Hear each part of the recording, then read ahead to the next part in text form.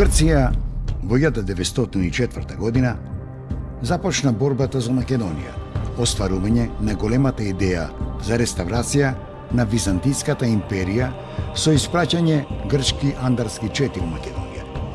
Оваа 1908 година е важна за Бугарија, бидејќи таа ја прогласува независноста од Отоманската империја.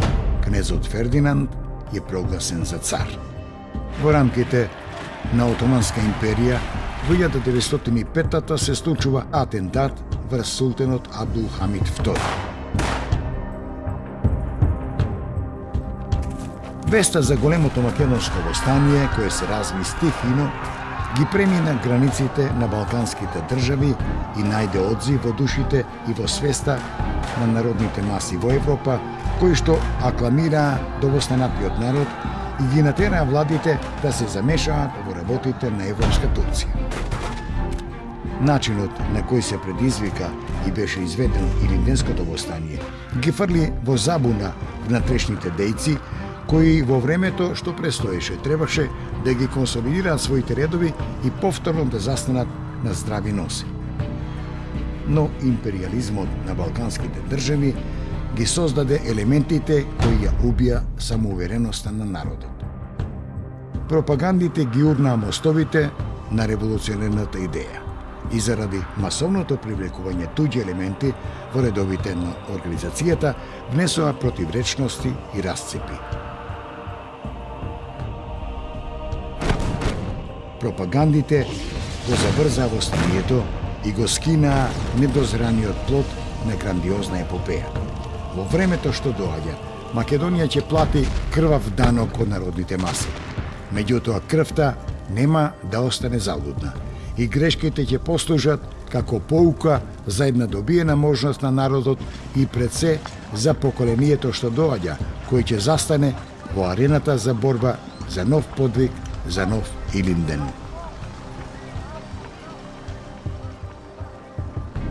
Македонската револуционерна организација и покрај апсењата и убиствата на нејзини членови и раководители успеала за 10 годишното дејствување на целата територија на Македонија да создаде широка и стабилна мрежа на легални комитети, организации и вооружена сила.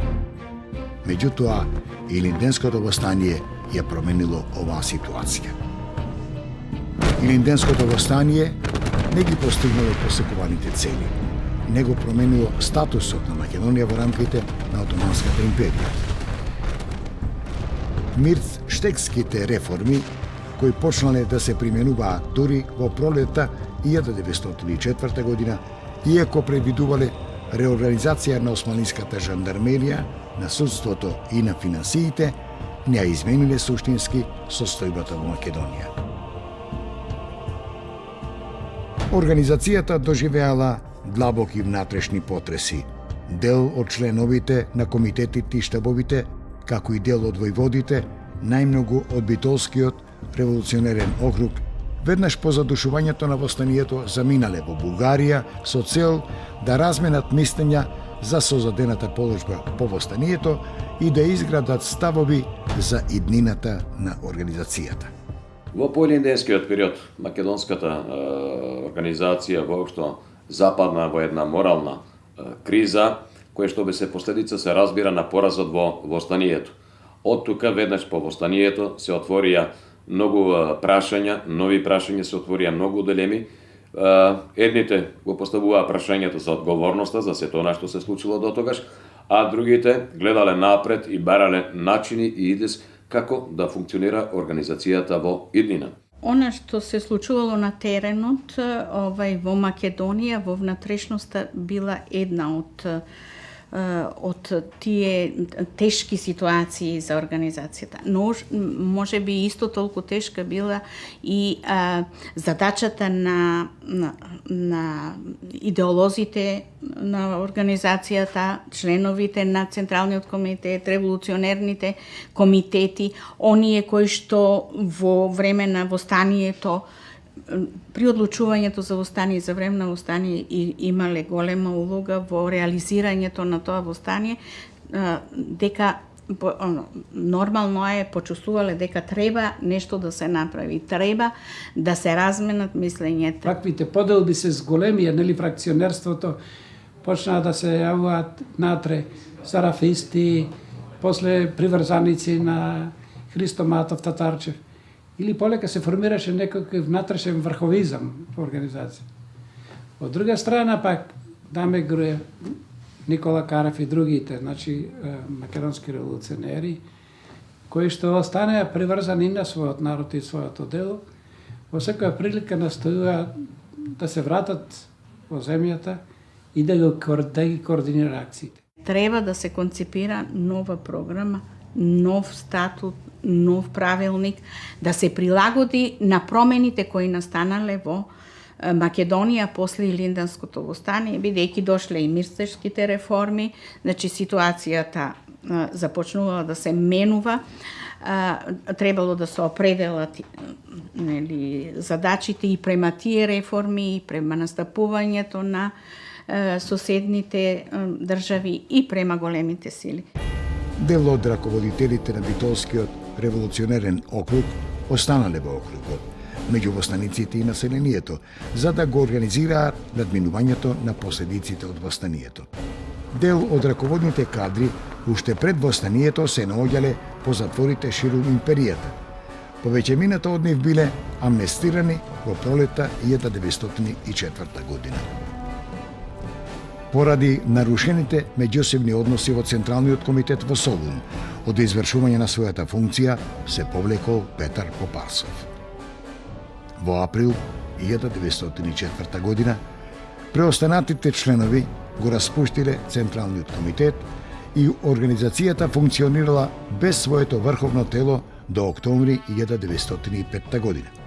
После Илинденското востание сите окрузи и нивните раководства почувствувале дека треба веднаш да започнат со разгледување на состојбите во нивните окрузи. Меѓутоа, и сите заедно почувствувале дека треба прво да се направи некој план, некоја агенда, што ќе се работи. Зад граничните представници во Софија, Христо Матов и Христо Татарчев, постепено ја губиле довербата кај раководните лица во окрузите и околиите.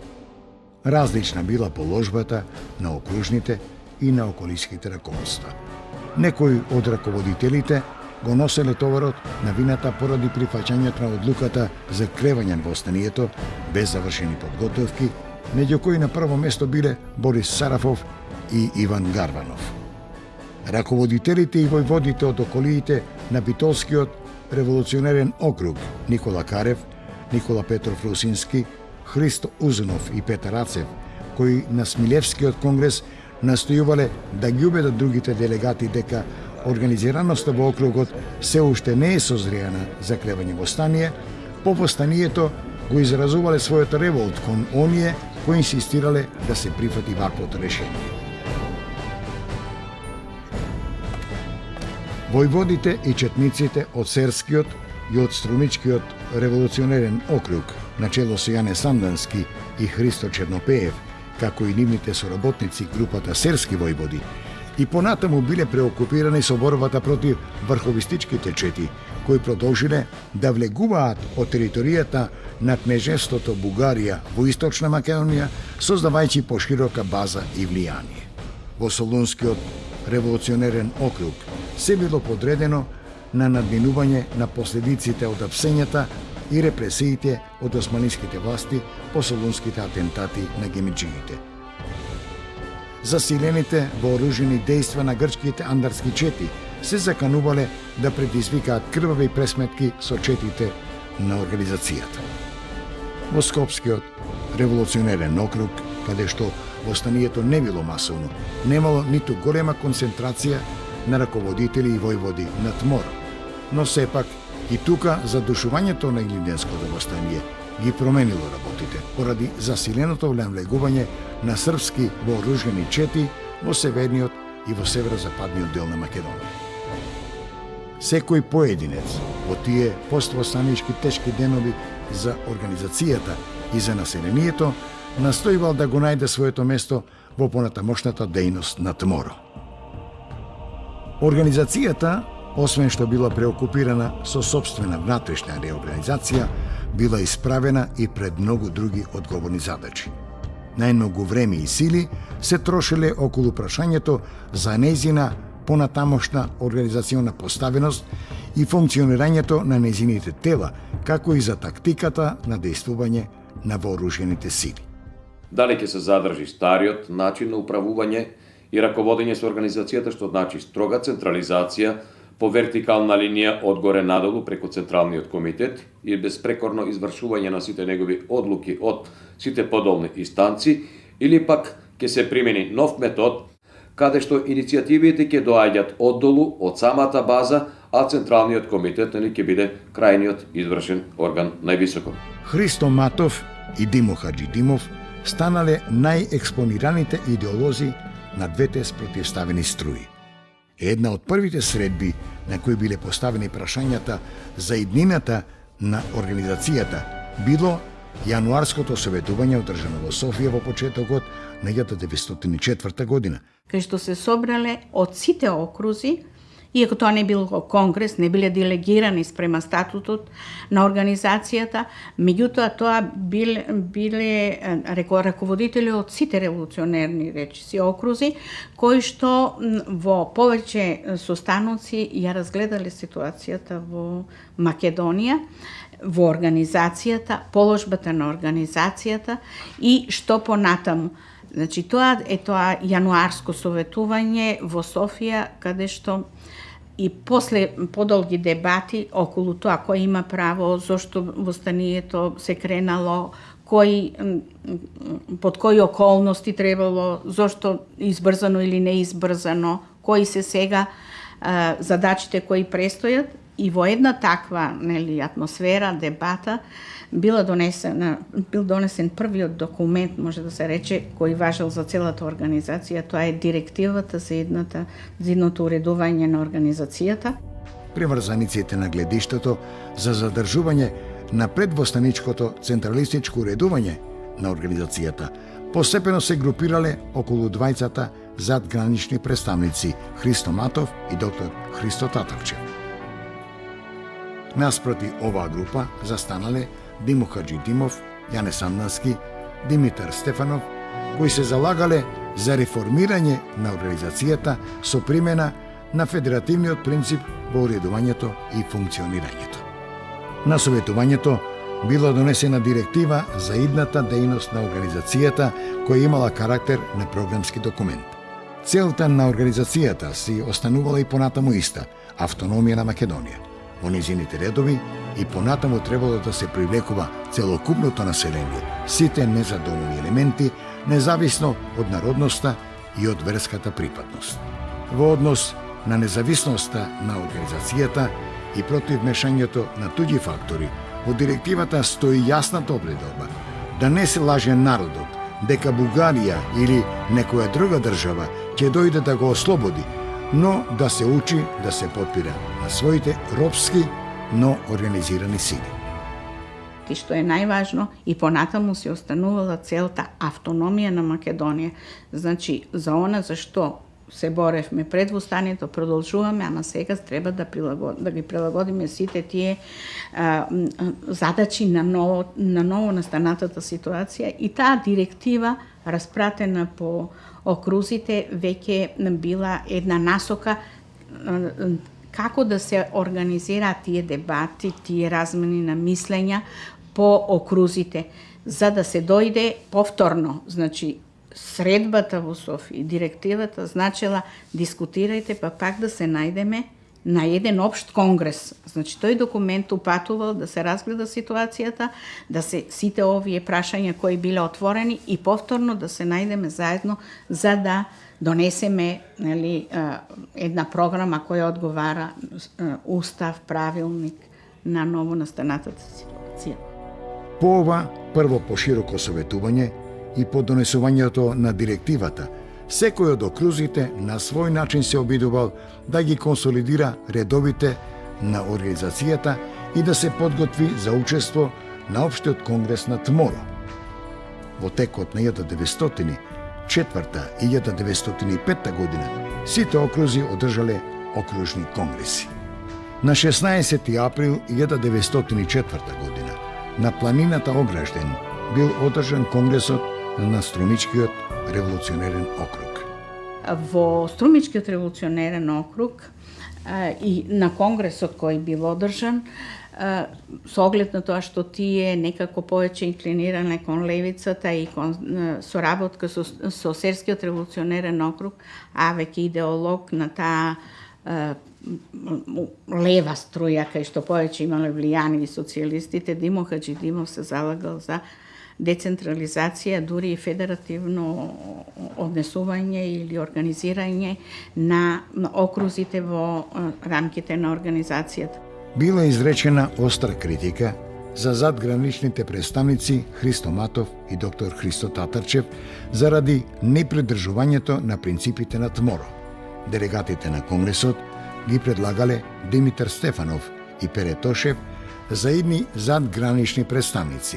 За делегати на Општиот конгрес биле избрани Христо Чернопеев, Стоју Хаджиев, Иван Илиев Ајдински и Мануш Турновски. За окружен војвода бил избран Христо Чернопеев. Набрзо по Струмичкиот конгрес е одржан Прилепскиот подвижен конгрес, тоа е конгрес на Битолскиот револуционерен округ. Подвижен е наречен затоа што најголем дел од заседанијата се одржуваат по различни села, луѓето што учествуваат на конгресот се движат од село во село од превентивни причини, за да не бидат откриени од страна на властите. За председател на конгресот бил избран Даме Груев, а за секретар Христо Усенов. Луѓе со голем капитал, морален капитал во организацијата и на овој конгрес повторно доаѓа до израз овие тенденции за идното управување на организацијата. При тоа Дамјан Груев се залага за задржување на стариот централистички принцип, додека Пере Тошев и Ѓорче Петров со мнозинството делегати се залага за уведување на широка децентрализација во организацијата. За време на овој конгрес се изработени два предлог правилници за организацијата, од кои што едниот е од Пере Тошев и тој е за целосна децентрализација, а вториот предлог е од Даме Груев, но преработен со известна подршка на Ѓорче Петров и тој е некој вид попуштање од онаа строга децентрализација за која што се залагал Груев, значи еден вид на компромис се обидел да направи тој. Двата документи се распратени понатаму до другите окрузи во Македонија на разгледување и да се изјаснат останатите окрузи по нив, па потоа дури да се оди на еден општ заеднички конгрес на ниво на целата организација. За делегати на Општиот конгрес биле избрани Даме Груев, Пере Тошев, Георги Попхристов, Ѓорче Петров и Павел Христов. Скопскиот револуционерен конгрес се одржал во близината на селото Кнешево, Кратовско. На него присуствувале 20 делегати од сите околии на округот, а со нив пристигнале и повеќе чети, при што во околните села се собрале околу 250 четници. Подготовките за конгресот биле направени под раководство на околискиот војвода Атанас Бабата. Си разгледувал специфичностите во округот, но и тој се ги дискутирал истите прашања околу централизација, децентрализација, до каде да оди ингеренцијата на Централниот комитет, борба против српската пропаганда е понатаму доследна, но тука имало влијание и одредени личности кои повеќе инклинирале кон централистичкото и кон она што значи подоцна делење на таа условно речено десница. За председател на Скопскиот окружен комитет бил предложен Даме Груев, кој не бил присутен на самиот конгрес, а за представник во задграничното представништво бил предложен Иван Гарбанов. За делегати на Општиот конгрес биле избрани Даме Груев, Мише Развигоров и доктор Петар Кушев. Во Солунскиот револуционерен округ биле одржани два конгреса. Првиот во јуни 1905, а вториот од 10 до 13 август 1905 година. Биле усвоени решенија за идната дејност на организацијата, во кој дошла до израз високата свест за посебноста на македонските интереси и за самостојноста на организацијата. тие се многу јасно изнесени во изградените ставови во однос на дистанцирањето на организацијата од екзархијата како црковна организација која има други цели и задачи. Потребата, општинските и училишните одбори да бидат избирани од народот и да работат за народот, како и потребата од воведување задолжително основно образование за сите деца. Неопходноста од водење постојана борба против туѓите вооружени пропаганди, српската, грчката, бугарската, и идејата организацијата да ги направи потребните постапки за запознавање на Европа со вистината за состојбите во Македонија, како и издавање гласило за полесно информирање и воспитување на членството. На овој конгрес биле поинаку оценети реформите на големите сили во Македонија и можноста постепено преку нив да се реализира автономијата на Македонија. На овој конгрес е нагласена потребата внатрешната организација да ги опфати и градовите, односно движечка сила на македонската револуција, да станат македонските граѓански слоеви, а четите да не бидат само средство за поттикнување бунтови кои водат до предвремени и неуспешни востанија, туку да го воспитуваат населението за една поосмислена, масовна, револуционерна борба. И во Серскиот револуционерен округ биле одржани два конгреса. Првиот на 1 јули, познат како Вонеден, а редовниот започнал на 29 јули 1905 година и траел една недела. Тој бил одржан на планината Пирин. На конгресот присуствувале 34 делегати, меѓу кои биле Јане Сандански, Стојо Хаджиев, Ѓорѓи Скрижовски, Тодор Попантов, Лазар Томов и други истакнати дејци од Серско. Во овој револуционерен округ, раговодните сили се изјасниле за промена на дотогашното централистичко уредување на ТМОРО и за прифаќање на принципот на децентрализација и демократизација на изборноста и одлучувањето. На конгресот биле разгледувани и аграрното прашање, прашањето на образованието, како и борбата против навлегувањето туѓи вооружени чети во Македонија. За делегати на Општиот конгрес биле избрани Јане Сандански, Лазар Томов и Тодор Попантов. Димо Хаджидимов бил идеологот на реформистичко-федеративната струја. Хаджидимов во неговата статија насловена «Внатрешна организација», објавена во јуни 1905 година во органот на ТМОРО, револуционерен лист, ја образложил програмата, целите и задачите на таа струја, речиси истовремено со одржувањето на Серскиот окружен конгрес. Конечно, во октомври 1905 година доаѓа до одржување на еден општ конгрес на организацијата, познат во историјата како Рилски конгрес, со оглед на тоа што се одржал во просториите на Рилскиот манастир. Конгресот е одржан таму од повеќе причини. Најпрвин, на таа територија можеле да се действуваат безбедни делегатите.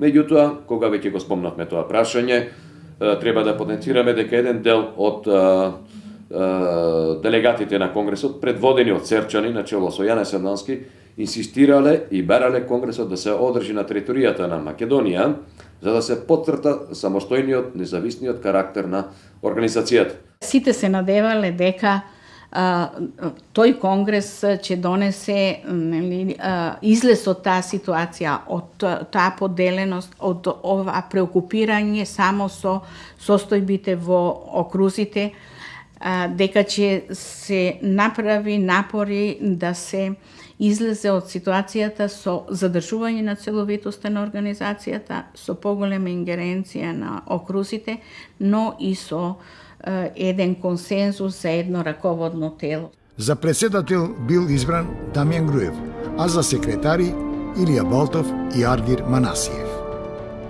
Во Рилскиот манастир, раководителите на организацијата, војводскиот и комитскиот кадар, дискутирале на многу теми и прашања. И се она што било дискутирано на окружните комитети било опстојно разгледано, во функција на донесување на нов статут и правилник на организацијата, односно устав и правилник на организацијата. Жестока била дебатата околу иднината на организацијата, поточно незиното уредување и управување. Во сите овие разговори на виделина излегле две фракции. Првата била конзервативната, чиј најекспониран идеолог бил Христо Матов, поддржуван од група истомисленици, кои голема поддршка нашле во бугарскиот врховизам. Профилирањето на другата струја е многу така подискутабилно, бидејќи еден од тие македонски дејци од првиот период, идеолози на организацијата Христо Матов се јавува сега веќе како носител на идеи кои што не се во секој пат доследни на оваа внатрешна ориентација и на реорганизација на Македонската револуционерна организација да продолжи без поддршка од надвор. Значи, Христо Матов постепенно еволуира, иако како надворешен член на надворешното представништво во еден период требало да ја брани, нели, внатрешноста и борба против врховизмот и така натаму. Значи, тука е она покарактеристично. Значи, тој почнал да прифаќа и одредена соработка и поддршка на одредени политички фактори во Бугарија, на екзархијата, имал подруг однос кон екзархијата, кон одбрана на нејзините позиции во Македонија. Христо Матов и доктор Христо Татарчев поради нивната ориентација не биле предложени за делегати на Општиот конгрес, но нивните гледишта ги изнесувале и бранеле делегатите кои биле нивни приврзаници. Матовистите инсистирале да не се напушта централистичкиот принцип во уредувањето на организацијата, како и да се применуваат револуционерни, односно терористички методи на борба, инсистирајќи на помош од Бугарија. Другата струја била предводена од раководните дејци на Серскиот и на Струмичкиот округ, начело со Јане Сандански. Тие барале да се напушти принципот на централизација и да се ограничи евентуалното авторитарно раководење со организацијата и да се даде можност на окружните раководства да одлучуваат преку делегирани представници по едно заедничко раководно тело. Една од најважните карактеристики на групата околу Сандански била упорноста со која се изјаснувале раководителите против врховизмот и странските пропаганди во Македонија. Се издиференцирале две групации. Едната е за зачувување на стариот централистички принцип, таа е предводена од Дамјан Груев, има поддршка само од неколку делегати и е во малцинство, не може да се наметне. Другата групација е за воведување на широка децентрализација и околу таа идеја најгласни се Серчани, начело со Јане Сандански, меѓутоа, како најголем практичар во тој поглед, човек кој што ги пишува сите нови акти и правила е Пере Тошев, кој што доаѓа од Битолскиот револуционерен округ.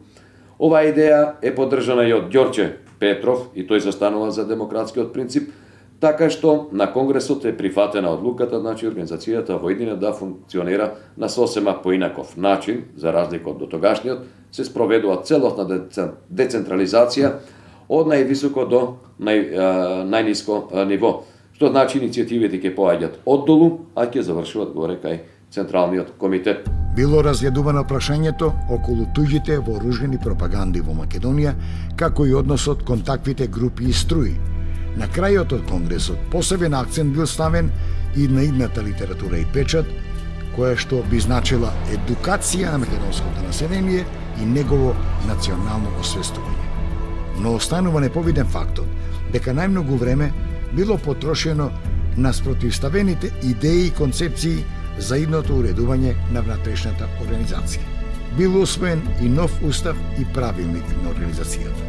При тоа било променето името на организацијата, туморо била преименувана во Внатрешна Македоно-Одринска револуционерна организација или ВМОРО. Уставот усвоен на Рилскиот конгрес многу децидно ги определува целта и самостојноста на организацијата и средствата за нивно постигнување, нагласувајќи дека Внатрешната Македонско-Одринска револуционерна организација има цел да ги сплоти во една целина сите незадоволни елементи во Македонија и Одринско, без разлика на народноста, заради извојување целосна политичка автономија на тие две области. Сепак, во изборот на телото е постигнат компромис меѓу двете струи. Во новиот Централен комитет на ВМОРО биле избрани Даме Груев, Пере Тошев и Тодор Поп-Антов, а за задгранични представници биле избрани Петар Попарсов, Ѓорче Петров и Димитар Стефанов. За редактор на весникот Револуционерен лист бил избран Димо Хаджидимов. Обширниот правилник, донесен врз основа на Уставот, содржал 216 членови, распоредени во 16 глави. Конгресот ги осудил странските пропаганди и дејноста на врховистите, а од генералот Иван Цончев било побарано да го распушти Врховниот комитет. За Мирц Штекските реформи било оценето дека се недоволни и дека нема да доведат до автономија на Македонија. Посебно било критикувано однесувањето на Борис Сарафов во време на Илинденското востание, кој со земањето парична и друга помош од надвор, како и со неговите односи со некои бугарски фактори, нанел штета на организацијата. А особено, како греф му било земено, неговото последно контактирање со српските владеачки кругови, со српската влада, од каде што зел и пари, и дури го дал клучот за влез на српски татарски чети во Македонија. Од друга страна пак самиот Сарафов во претходниот период успеал да изнајде начини да се поврзе со луѓе кои што може да ја спасат неговата чест, па во таа смисла тој се подпира на Ѓорче Петров и ја поддржува Сарафов, застанува зад приказната, односно за идејата за децентрализација на организацијата, бидејќи знае дека мнозинството делегати ќе се определи така, па тоа е исплатлива варијанта за него.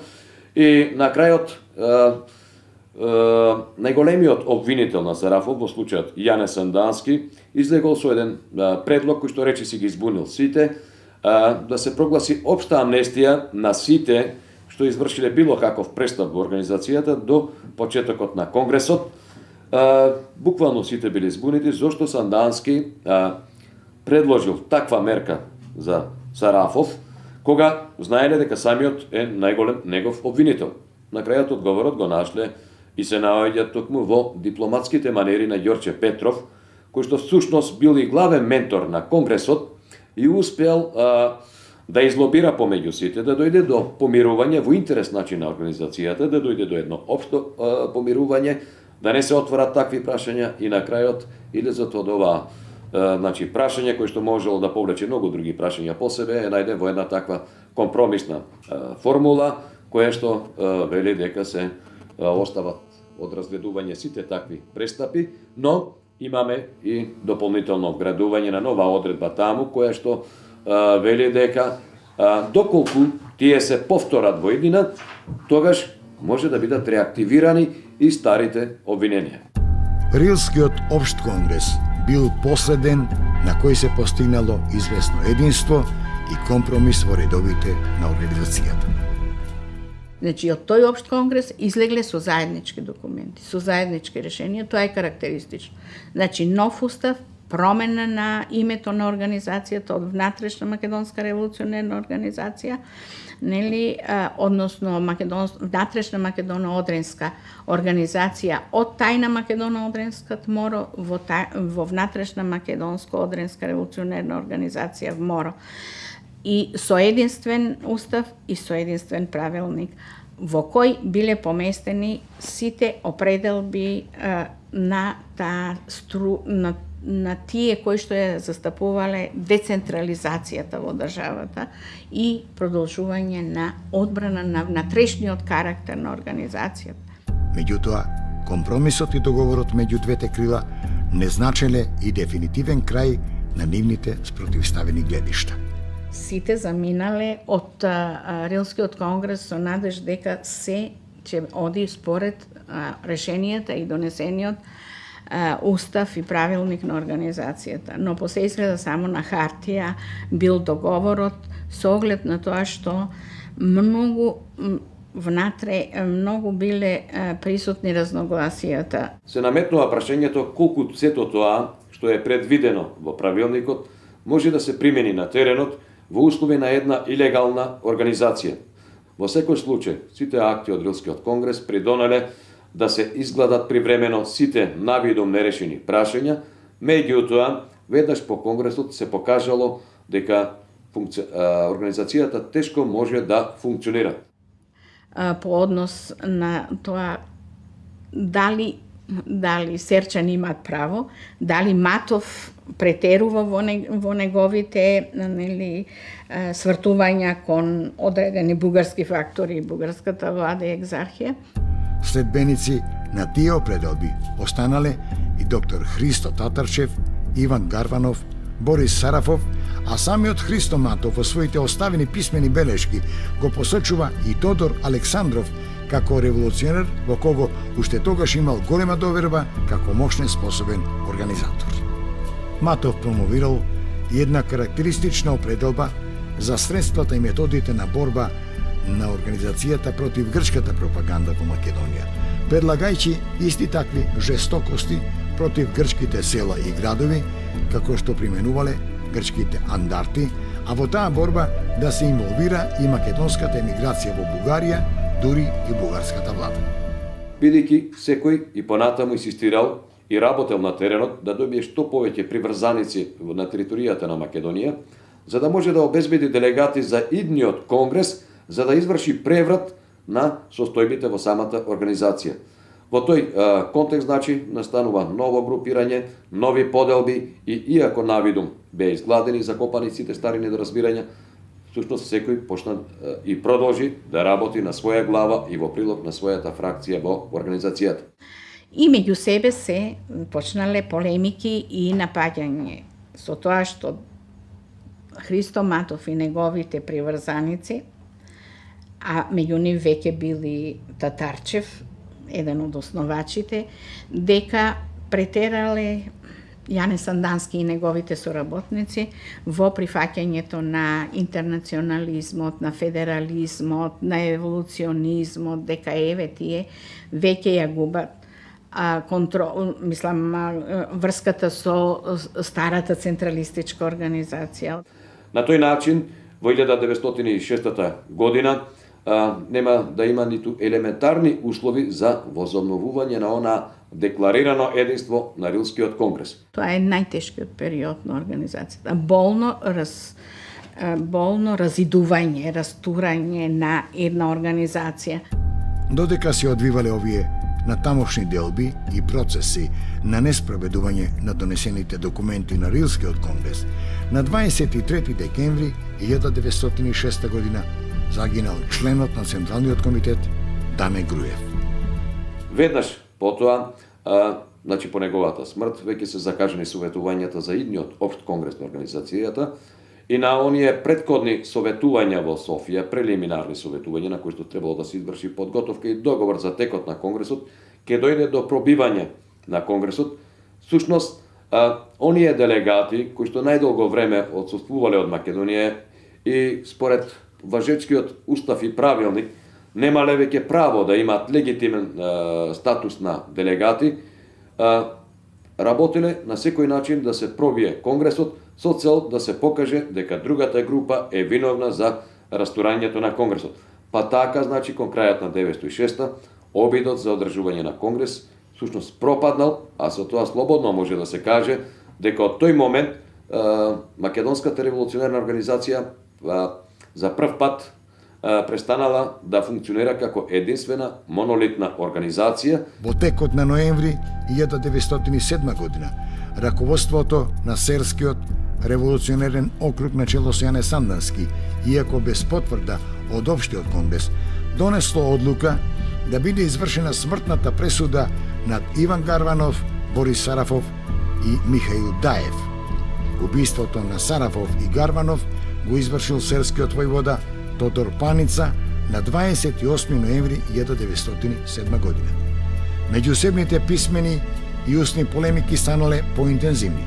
Нападите на струјата на чело со Матов најмногу биле упатувани кон Јане Сандански, но и кон неговите следбеници. Како завршна етапа од ова е свикувањето на Кюстендилскиот конгрес во почетокот на 1908 година, од страна на приврзаниците на Христо Матов.